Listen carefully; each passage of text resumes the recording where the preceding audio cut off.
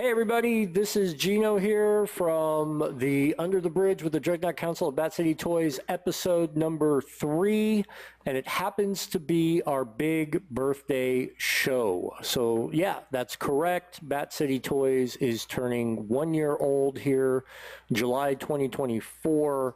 We opened up a year ago with the brick and mortar store on July 1st, 2023, and it's been a heck of a ride ever since. And as always, for this birthday show, I am joined with the rest of the Dreadnought Council. So across from me is Tony. Say hi to the world, Tony. Howdy, howdy. Our boy Corey. Good morning, good afternoon, or just good day. There you go. And then, of course, the manager of the store, Jason's with us. What's up, Jason? Hello. How are y'all? So, yeah, so we've got a lot to talk about. Let's get into it like we normally do. So first off, we are just back at the time of this recording from the Chemical Toy Fair. Had a great time. We want to thank Austin and the folks from Blast from the Past for setting that up. Do they go by Blast from the Past Collectibles? Yeah. I want to say the name correctly. Austin busted his hump to make sure we had a great time over at the Ben Hur Shrine. Good showing. Tony and I worked the booth. Jason made sure the store was working smoothly. So we wanted to talk a little bit about that experience. And since people always hear from me, I figure I'll let Tony and Jason do a little bit more talking on the A block here on this segment. So, T, you want to talk a little bit about the experience and how that went? Well, it was a long day in boots, and I think I wore the wrong insoles. Cautionary tale. Yeah, but it was fun. We had a lot of visitors, a lot of different things out there that I hadn't seen. One of the things I was looking at picking up was like the world's smallest Transformers, Optimus Prime, but shattered glass. So it was about that big cabin trailer, but it was purple and black. I had seen that before, but I was very interested in it. It almost looked like Motor Master at first, and then the guy did. said, no, that's shattered glass. That was cool about that one. Yeah. One table had Battle Beasts. I hadn't seen those in a while. Talk about Transformers. No. The little Battle Beasts. So Battle Beasts are actually a spin-off that they're actually in the Transformers universe. Did you know that? Are they? Look it up. Oh, I didn't know that. Yeah, they actually had a comic crossover, I think, at one point in time, too. I just always thought it was an extreme version of rock, paper, scissors. or Muscles in color, right? There you go. Yeah. Well, it was a good sales day for us, but a lot of good sized traffic. And one of my favorite attractions for the show was the Garbage Pail Kid artist was there, and I got a picture of me drawn. Now that you mentioned it, and I know it's on the Facebook page, but you're going to have to pop that up on the video. So. Oh yeah. Yeah, so people can see it. I'll do a couple of shows of that, or it'll make a couple appearances. Yeah. And you were the big winner of the raffle with the April O'Neil cosplayer too. Yeah. And I didn't even realize it until Sean sent you a message. Right. We're just in the middle of breaking down, and he says, "Hey, you won." What'd I win? Like, oh, you won the April thing. Oh yeah, I forgot about that. That was just a busy day. Just a lot of things slipped my mind. Yeah. But yeah, it was fun. It was an awesome time, and you put out some photos from it, and so we've got some stuff out there, and a big shout out to everybody for coming and supporting the store. Oh yeah. Yeah, that was awesome. Jay, how did things go at the store while the show was going on? Did really well. A lot of foot traffic. A lot of people came in from the show to the store, which was nice. So that brought a lot of business our way. Yeah, it was a good day. What was anything more popular than another as far as what we sold that day, as far as audiences and stuff? Yeah, I think we sold mostly a lot of Joe stuff. G.I. Joe. Boy, there's a shocker, right? Yeah. The Dreadnought Council selling Joe stuff? Vintage and new, classified, nice. Vintage. So, yeah, good mix of everything. Yeah, and I think we picked up some items from the show, too, to bring into our store to kind of complete some collections, which is good, some wrestlers. Oh, yeah. Which was great. My wife found a Raggedy Ann and Andy doll. That's right. And since my and that was from Blast from the Past. I bought that from Austin. Since my daughter was there, You know, she was picking stuff out too. She came home with a baby shark or something. So there was something for everybody. It was a family thing. It was a cool event. Corey, you actually attended that too. I did stop by and walk through. I found a few comic books from my brother's comic book collection, and there were some things I saw that I hadn't seen in a while. So it was definitely good to walk around. Yeah. So Corey's, I'm sorry, I'm looking at Corey. I'm talking to Corey, so I'm thinking Corey. Austin is actually going to be doing the next one on November 30th. So we'll be looking to be a part of that again, but I want to advertise that for you because it was a blast. It was our first one. I know the community's done this before. It is one of the few events that is homegrown. You know, it's from a local person. It's from Austin and his family, you know, running their store and us running our store. And it just means a lot that, you know, all the grassroots folks from the community are there, and it's also run by somebody. It's not, and I'm not talking against Comic-Con or, you know, the Greater Austin Comic-Con or some of those other shows, or heck, RetroMania, which is great for us from Heritage Events. I'm just saying that it's nice to see the locals also pitching in and doing something themselves. And so, of course, we want to support that. So, again, thanks, Austin, and we'll be there to support you November 30th, so hopefully everybody else will be too. We've got some other stuff coming up, but we'll talk about those shows later. You know, a lot of people have been saying, hey, Geno, it's great that you're doing this show. You guys are doing an awesome job, but, you know, you don't think you have to have a guest all the time. So, and we never intended that was going to be the case, so we don't have a guest today. We're just going to talk toys today. And so this is the fun part. This is where it's just like all of us getting together and talking toys. So we thought we'd talk a little bit about some of the pre-order stuff that's coming out, because it's things that we've got our eyes on and stuff we're going to bring into the store. So I'm going to, again, look at my buddy Jason over here and just ask Jason, what's coming up that you're excited about, or what can you tell us about that's coming up that we're going to probably bring in the store, or anything like that? Yeah, well, the Origins, there's some cool stuff coming out in the Motu Origins line. You got the Collector, which is Skeletor's ship. I think it's like a 3-seater. You know, it's kind of a cool little piece. There is a lot of Filmation figures coming out. You got the Evil Lyn, I think, in the next wave, with a couple of Snake Men. I think they're doing a Triclops also in the fall. I think the Night Stalker, which is cool. So yeah, a lot of Filmation stuff in the Origins, the Collector, some vehicles. So that's cool. I'm looking forward to that. Yeah, so we're going to have a couple of the collectors in the store. I know we pre-ordered those. Also, what else do we do? We have the Evil Lyn coming. We have, what's part of that next wave, man? I'm like drawing a blank. Merman? Yeah, Merman's out now with Webster, the Filmation. Yeah. Webster and Merman, that line, that wave. And then I think Evil Lyn is the next wave that comes out. So, yeah, cool stuff. They've done some cool stuff with the Filmation thing, too. I mean, yeah, they look great. That Collector's the first actual Filmation designed cartoon version vehicle. They've done the characters for a while. And if I remember correctly, I think that was part of a contest they had to see what would be the fan favorite. One of them was the Battle Ram, I guess, as a van, you know, kind of like the van style that they had. And then I think it was the Attack Track. Oh, the Attack Track. Right. Yeah, why am I talking about Battle Ram? No, it's the thank you, the Attack Track. See, that's why we got Corey here. He always corrects me. Every so often. Either him or Jason. I'm always learning from these guys. Yeah. So I mean, what do you guys think about the Origins and Filmation stuff? I mean, well, kind of want to. Not really directly towards them, but I've gone to renaming Merman to Scuba Steve. I think there's some Joe Classified characters that probably would work with that better. You know what the original name for Merman was, right? Pecos Bill?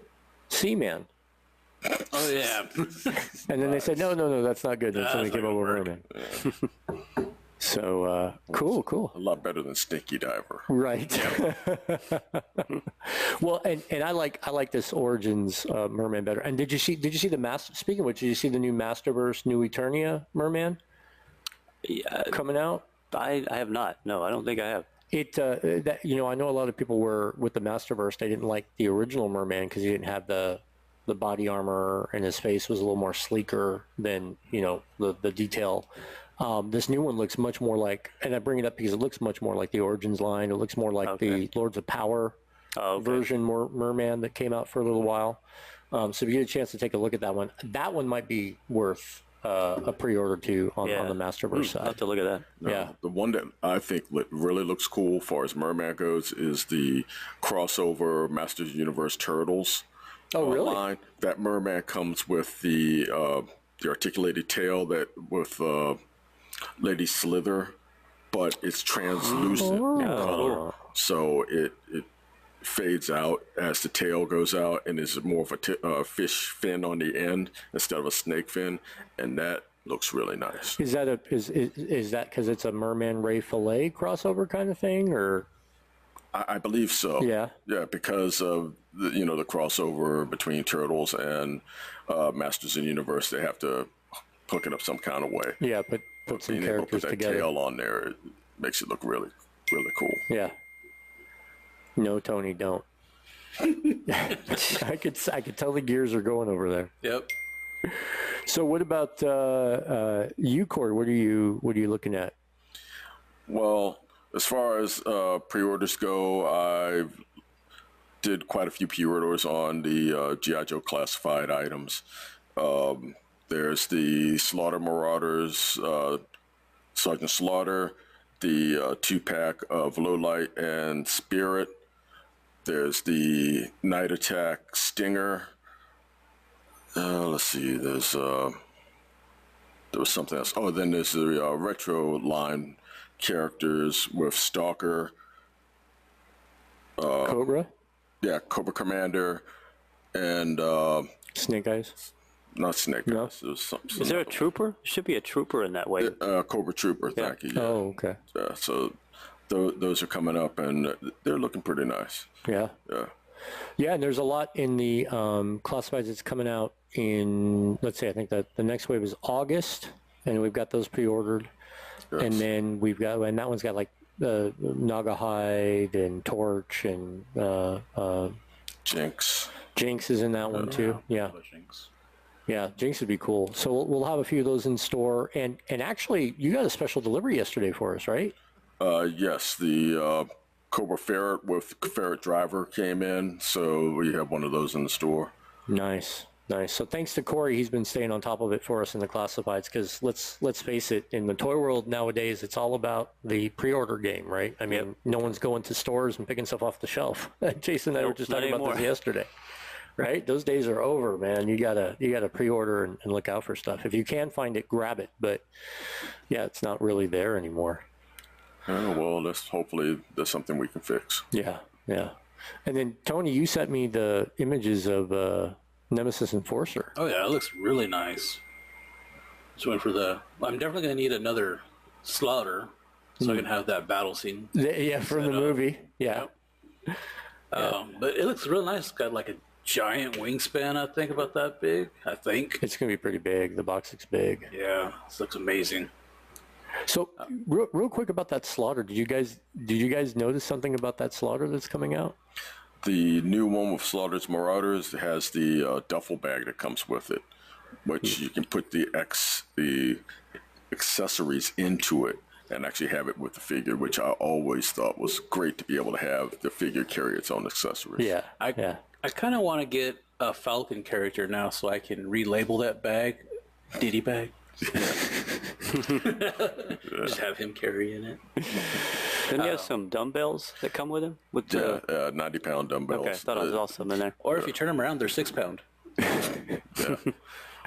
So the thing I noticed about it was, because we had Sarge here for our first show, and he was talking about how the proof they sent him for approval didn't have his cover on him, and he's never been without his cover, so he didn't approve it. But if you look at the images coming out, his campaign cover is not on his head. He's got his hair showing. So Paul, his manager, had commented on Facebook, "Hey, look what's coming out." And I said, "Wait a minute, where's his campaign cover? So that was the first thing that shocked me, was because I remember Sarge saying he didn't approve it because it didn't have his campaign cover on it. Well, that, and he also wanted the salute hand. Yeah. Do they have that in there? It's in there now. Yeah, so he's getting the salute hand. He's getting that. I mean, it looks great, and the blue's going to go together. So it's really going to pull the team together. So looking forward to all of that from the class. So we're going to bring that into the store. One of the things we may be bringing into the store that I heard is coming out and been looking at, me and Star Wars, is Pulse's advertising that they're going to do, and which is weird because it's going to be one of the crowdfunded things, the HasLab things, is the Mos Eisley Cantina. And I'm sitting there going, why are they doing Mos Eisley? I mean, of all the backgrounds they can do, like, I know there was a background put together for Jabba's palace, but that hit the stores. So I'm like, why are they doing a HasLab on this? And then it dawned on me, well, that's probably one of the easiest things to do if you're going to do a scene, to do upgrades and, further figures with, because there's like 50 figures that make up that diorama if you want to do that right. You got to have at least the band. Right? Yeah. And that's five piece or six? I'm trying to remember.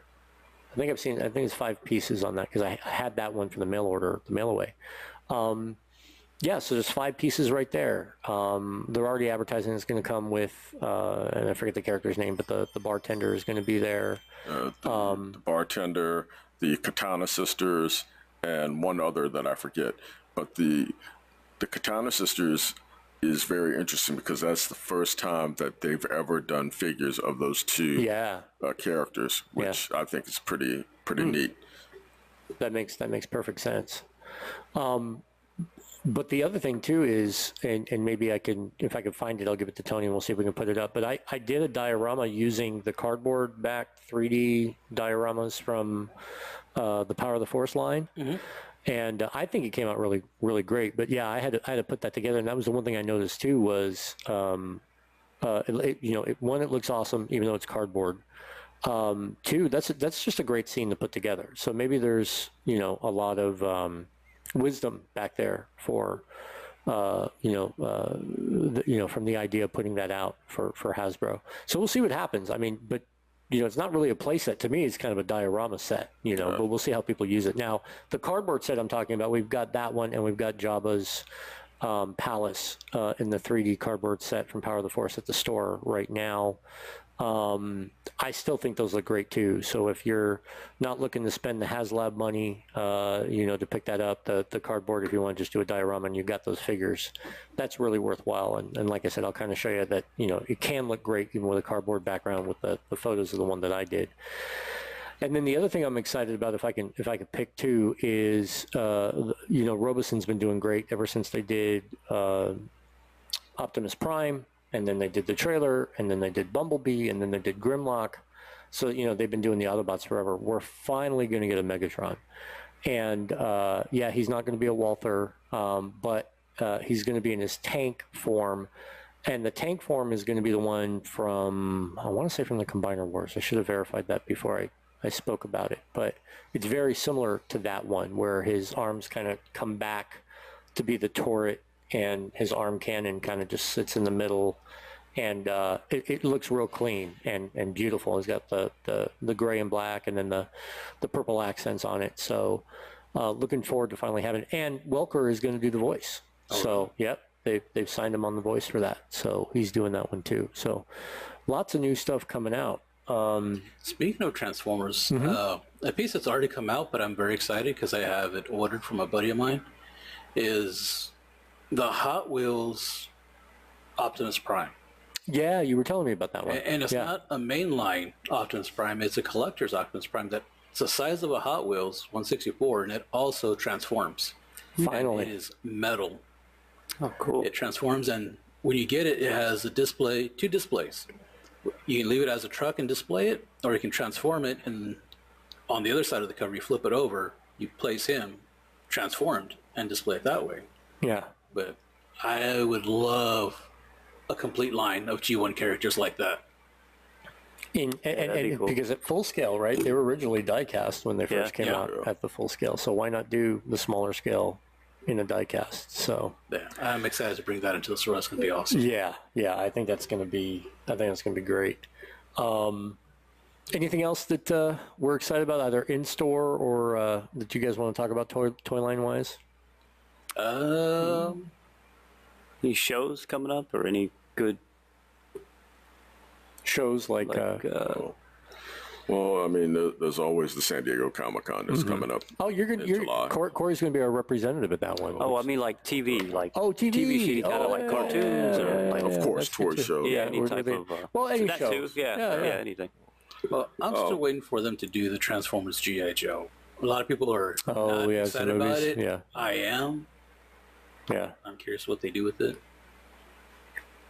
Well, I mean, television show-wise, right now it's a, middle of summer, good time for a lot of things. You have The Boys, you have the new Star Wars. The Acolyte. The Acolyte.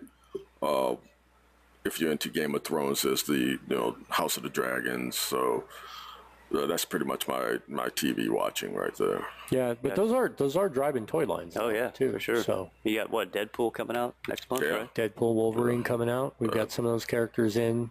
So big thing is how many characters are they really going to drive, right? I mean, with that movie, we've heard Blade. I've heard, they're going to kind of make it a multiverse kind of thing too, So so hopefully some new stuff there. How would Blade play in?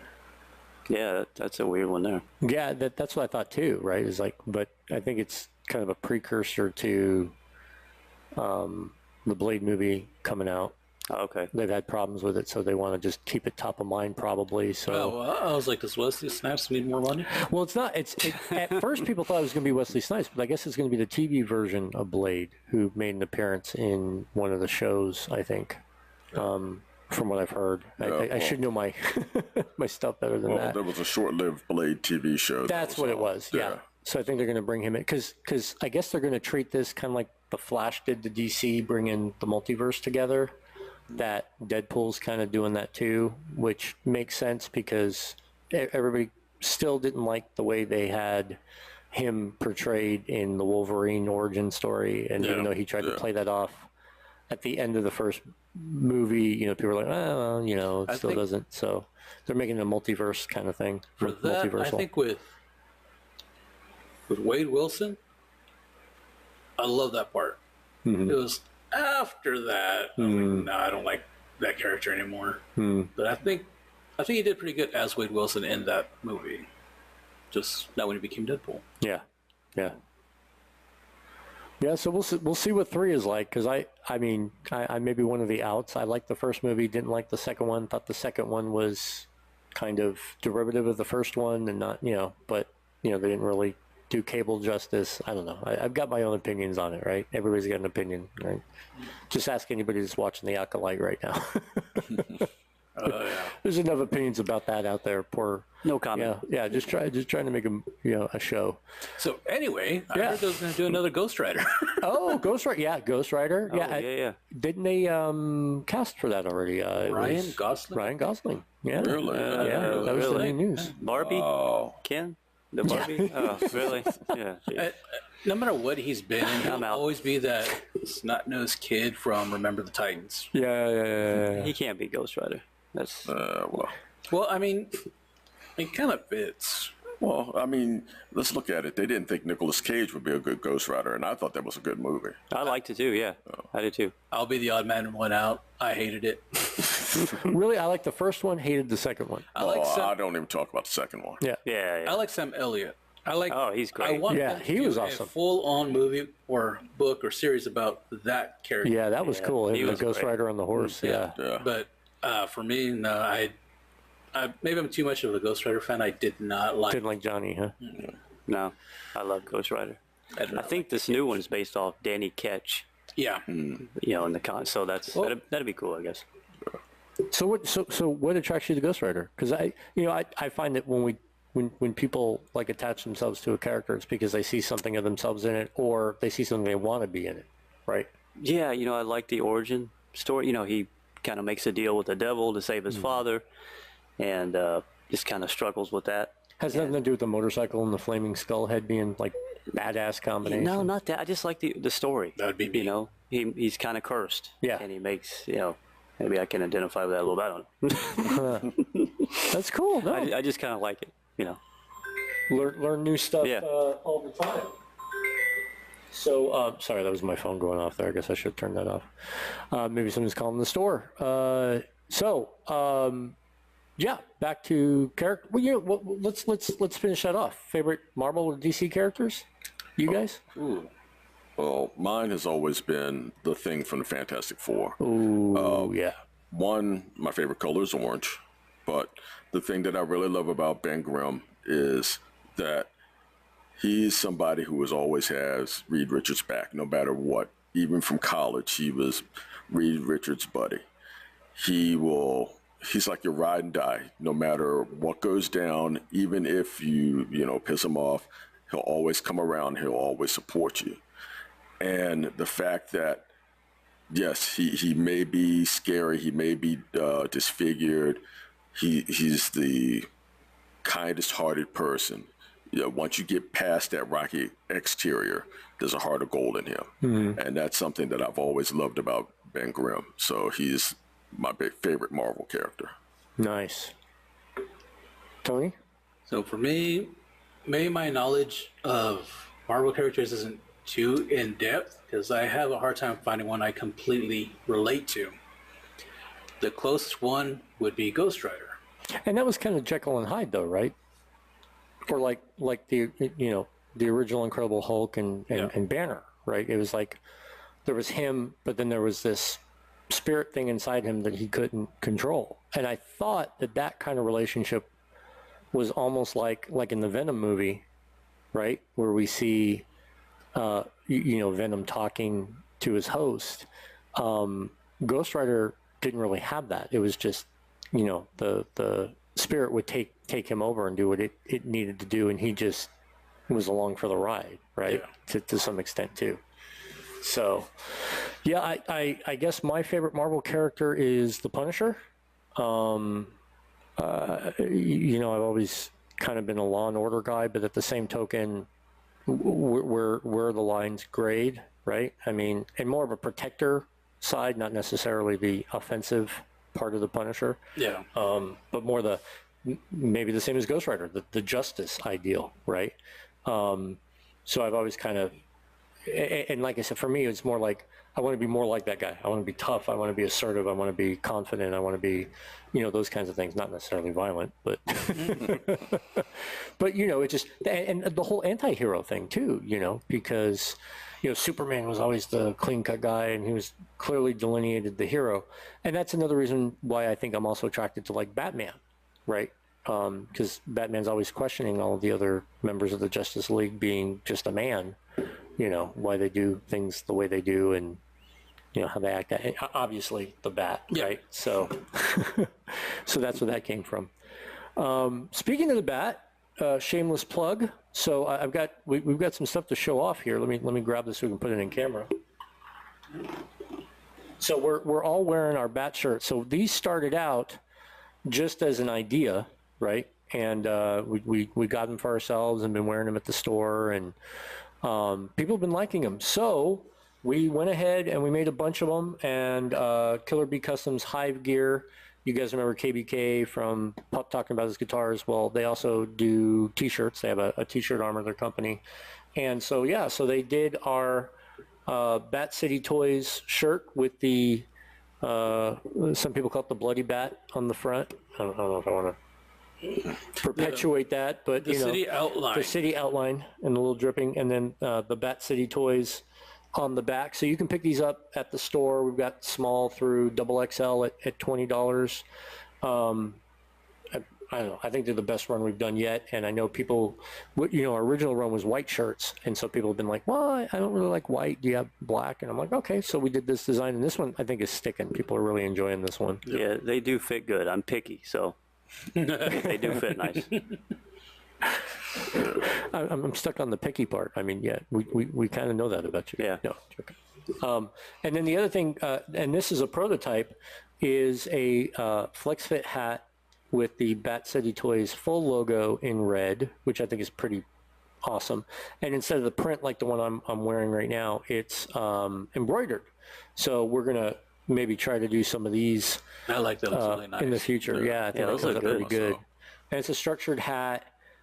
We could do it with just the bat, but I think because the T-shirts have just the bat, that the full logo looks pretty cool. Yeah, I'd like that. You know, on the hat. So we might do some of those too going forward. So we'll see how that goes. So if you see this and you feel one way or the other, let us know about that. Another thing I want to talk about real quick too is Jason's been working hard on getting inventory up online.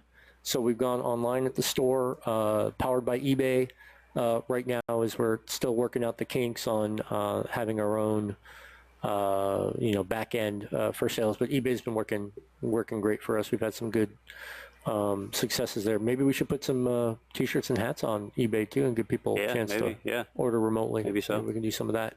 Maybe we'll take some of these, Tony, to the show too, because somebody asked me about it. It's like, nah, these are only in store. But then, Corey and I were talking about it. We're like, well, it gives people a chance, because there's a lot of people that come in from out of town for those shows. Maybe don't have time to swing by the store, but would still like to sport the shirts and stuff. So we might do that. Yeah, that sounds good.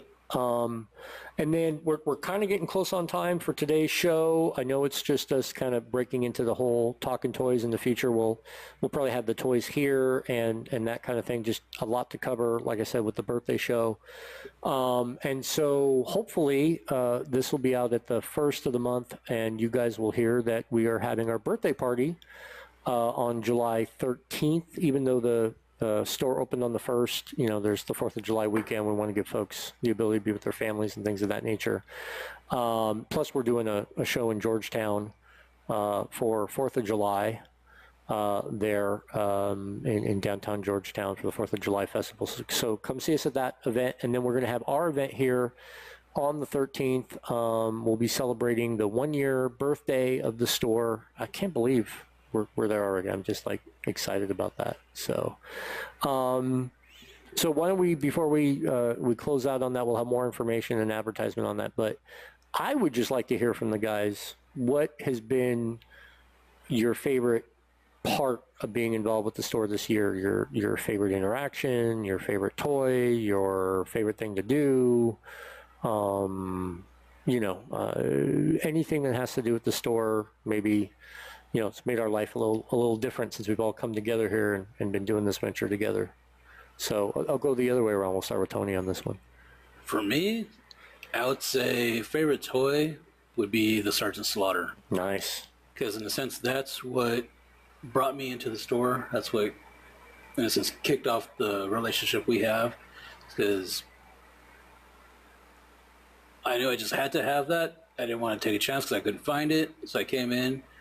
And then we started talking, and I started coming in more frequently, but I think it all stemmed from that initial interaction around Sergeant Slaughter. Yeah. As far as my favorite thing, that is, it's kind of hard because I love doing the videos, I love doing the editing, but I also really love doing the shows. Yeah. I think the shows are really fun. Seeing the people out there, not just in the store, huh? Yeah. Corey? No. For me, it wasn't one particular toy. It was just having a toy store like Bat City close to me. Because before I would have to travel to find a vintage toy store, or especially a store that I felt comfortable coming into. My first interaction with you, Geno, and being in the store was very comfortable. It was very, take your time, look at things. Not in your face trying to push a sale, and then the conversation, being able to talk about different toys, different toy lines, how toys affected me as I grew up, and how toys affected you, and how the whole thing of toys ran through our lives. And I just like to say, no matter what, there's always a toy that you're going to remember from your childhood. Right. Whether it's good or bad, there is a toy there.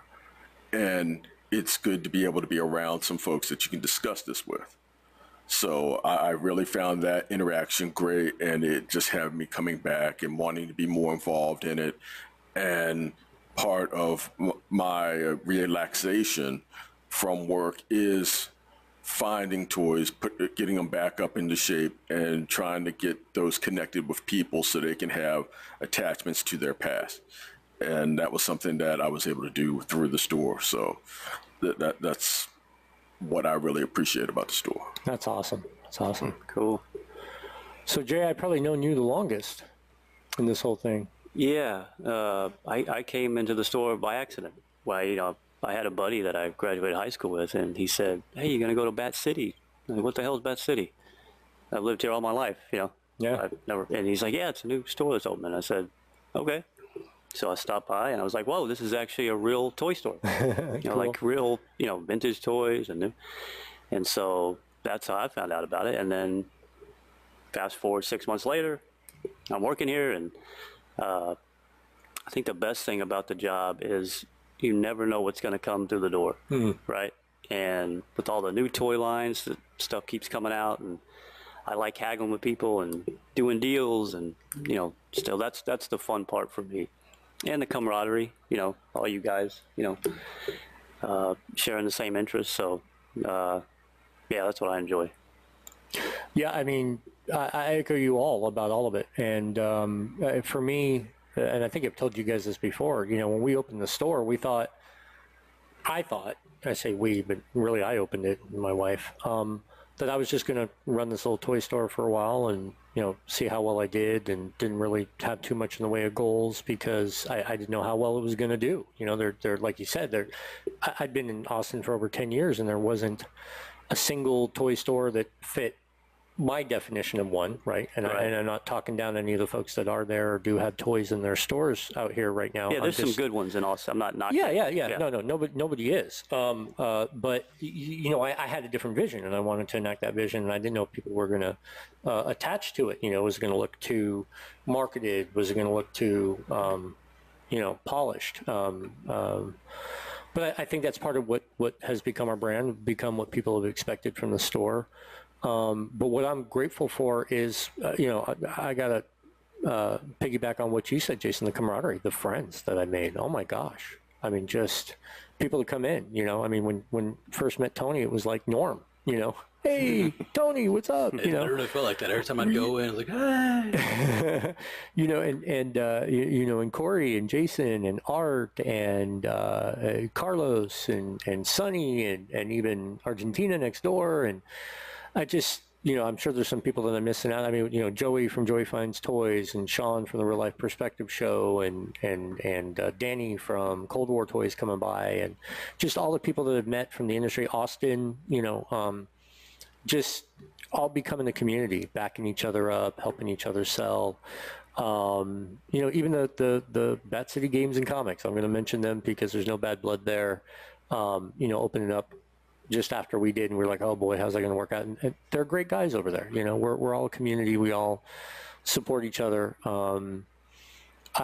Shocked as heck when Todd Boatwright was like, hey, I want to do a Spectrum News show on the show, or bringing in Sarge was a pipe dream, and we made it happen. And Carlos helped us, get in touch with Paul and make that whole thing work. And, looking at doing a birthday party now and another sidewalk sale and all these shows we're doing. And it's just like, wow, just look at how far we've come in a year. It was just from a garage full of toys to a true toy store, social media, multimedia work. I mean, just everything, all these new friends, all this new stuff we brought in, and a community of people that are just, if they're not friends, they're family, which is awesome.